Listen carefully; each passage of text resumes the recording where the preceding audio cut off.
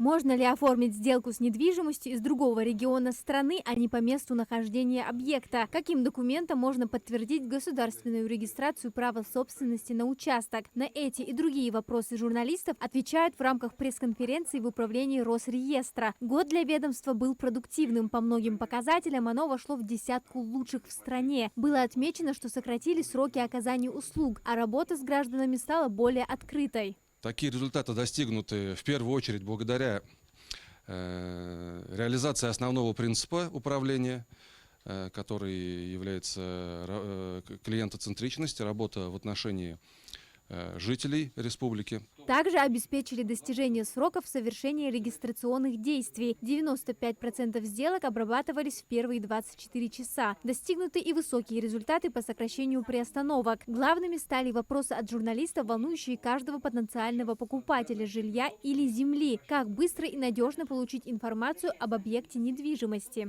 Краткое содержание можно получить через портал Росреестра на официальном сайте. А чтобы получить более обширную информацию по объекту недвижимости, ее необходимо получить через органы МФЦ или же через портал Росреестра. Но для этого приходится зарегистрироваться и оплатить государственную пошлину. На что в первую очередь обращать внимание при покупке? Первое – проверить актуальность данных ЕГРН. Второе – убедиться в правоспособности продавца. И третье – внимательно читать все условия договора. При приобретении недвижимости обратить внимание на те документы, которые вам покупатель показывает. У него должны быть оригиналы документов. Это оригинал договора, либо оригинал решения о предоставлении ему этого земельного участка или в отношении того объекта недвижимости, который вы приобретаете.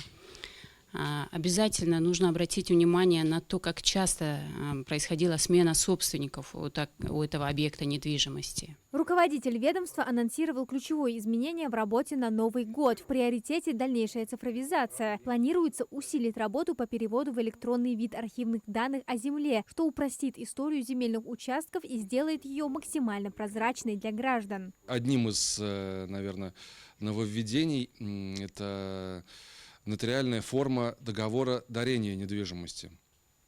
То есть, если кто-то хочет распорядиться своей недвижимостью, подарив его кому-то, в том числе родственникам, не имеет значения, установлена обязательно нотариальная форма сделки. Если будет заключен договор в простой письменной форме, это также будет являться основанием для приостановки. Можно ли оформить объект недвижимости, находясь при этом за пределами региона? Если участок находится в регионе, а стороны, заключающие договор, по какой-то причине нет, подать документы можно через МФЦ. Регистрационные действия в отношении этого объекта будут проходиться непосредственно территориальным управлением, где находится этот сам объект недвижимости. Законодательство в этой сфере постоянно совершенствуется. Появляются новые механизмы защиты прав. Чтобы уверенно чувствовать себя при заключении любой сделки, важно следить за этими изменениями, знать свои права и обязанности. Амина Зязикова, Магомед Яндиев, Магаз 24.